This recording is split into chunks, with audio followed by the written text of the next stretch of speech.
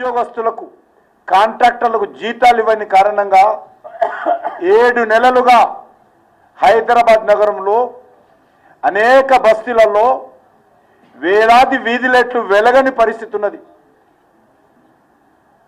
ఒక దిక్కు మాటలు కోటలు దాటుతున్నాయి, డాంబికాలు మాట్లాడుతూ ఉన్నారు.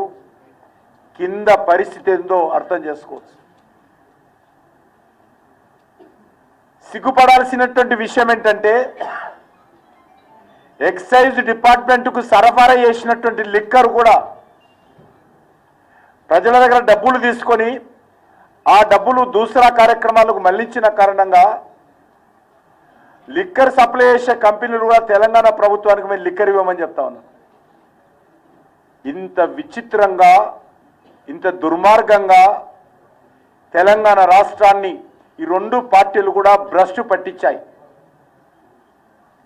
అందుకే నేను తెలంగాణ సమాజానికి సందర్భంగా కోరుతా ఉన్నాను, ఏ లక్ష్యం కోసమైతే తెలంగాణ ఉద్యమాలు చేసి 1500 మంది పైగా బలిదానాలు చేసి తెలంగాణలో కులాలకు అతీతంగా, మతాలకు అతీతంగా, ప్రాంతాలకు అతీతంగా అన్ని వర్గాల ప్రజలు కూడా సకల జనుల సమ్మె చేసి సాధించుకున్నటువంటి తెలంగాణ ఈరోజు పూర్తిగా తెలంగాణ ప్రజల ఆకాంక్షలకు విరుద్ధంగా ఈరోజు తెలంగాణ రాష్ట్రంలో పరిపాలన సాగుతున్నది.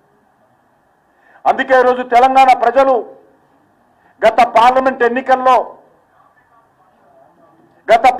ఎన్నికల్లో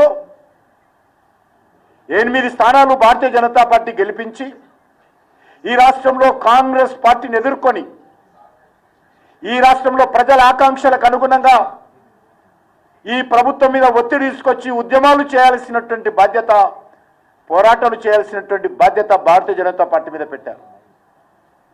ఈరోజు టీఆర్ఎస్ పార్టీ అవినీతి కుంభకోణాలలో చిక్కుకొని ఈరోజు తమ అస్తిత్వాన్ని నిలుపుకోవడం కోసము తమ మీద పెట్టినటువంటి అక్రమ కేసులను, అవినీతి కేసుల నుంచి రక్షించుకునేటువంటి పనిలో ఉన్నది TRS party. TRS party, Congress party, Bharatiya Janata party గురించి మాట్లాడే నైతిక హక్కు లేదు. ఎందుకంటే మేము తెలంగాణలో ఎప్పుడు అధికారంలో లేము. అధికారంలో ఉండింది కాంగ్రెస్ పార్టీ గతంలో, తర్వాత వచ్చింది అధికారంలోకి టీఆర్ఎస్ పార్టీ, బీఆర్ఎస్ పార్టీ. ఈరోజు మళ్ళీ పరిపాలిస్తున్నది కాంగ్రెస్ పార్టీ.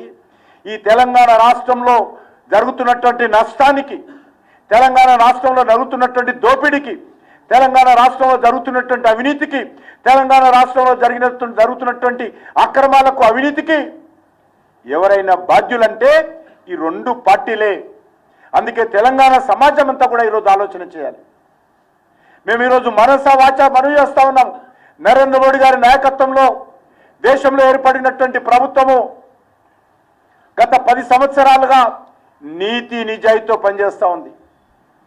₹1 అంటే ₹1 అవినీతి ఆరోపణ కేంద్ర మంత్రుల మీద కానీ, ప్రధానమంత్రి మీద కానీ, ప్రభుత్వం మీద కానీ రాలేదు. ఒక జవాబుదారీతనంతో దేశంలో పనిచేస్తూ ఉన్నాం. ప్రపంచంలో ఉన్నటువంటి అన్ని దేశాలలో ఆర్థిక సంక్షోభం వచ్చింది. చిన్న దేశాల నుంచి సహా, పెద్ద దేశంతో సహా, పాకిస్తాన్ నుంచి తీసుకుంటే అమెరికా వరకు కూడా ఆర్థిక సంక్షోభం వచ్చింది. కానీ ఈరోజు ఫైనాన్షియల్ డిసిప్లిన్తో నరేంద్ర మోడీ గారి నాయకత్వంలో కరోనా లాంటి మహమ్మారి వచ్చినప్పటికీ, ప్రపంచమంతా ఆర్థిక సంక్షోభం వచ్చినప్పటికీ, ప్రపంచ అనేక దేశాలలో యుద్ధాలు జరుగుతున్నప్పటికీ ఏ ఒక్కటి కూడా సమస్య ఉత్పన్నం కాకుండా ఈ దేశంలో ఆర్థిక వ్యవస్థను గాడిన పెట్టి ముందుకు తీసుకెళ్తున్నటువంటి నాయకుడు నరేంద్ర మోడీ గారిని సందర్భంగా మనం చేస్తాం. రేపు తెలంగాణ కూడా ఆ దిశలోనే ముందుకెళ్లాలంటే తెలంగాణలో కూడా డబుల్ ఇంజన్ సర్కార్ రావాలి, తెలంగాణలో కూడా బీజేపీ ప్రభుత్వం రావాలి. అప్పుడే తెలంగాణ ఉద్యమకారులు, తెలంగాణ ప్రజల ఆకాంక్షలకు అనుగుణటువంటి పరిపాలన వస్తుంది.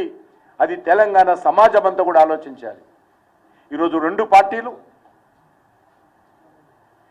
తొక్కించుకుంటా, ఎక్కించుకుంటా, ఈ 2 పార్టీలు నువ్వు తిన్నావంటే నువ్వు తిన్నావని, నువ్వు అమలు చేయలేదంటే నువ్వు అమలు చేయలేదని, ఒకరి మీద ఒకరు ఆరోపణలు చేసుకుంటూ ప్రజల దృష్టి మళ్లించేటువంటి ప్రయత్నం చేస్తూ ఉన్నారు. ఈ రెండు పార్టీలు కూడా ప్రజల మీద బాధ్యత పెట్టే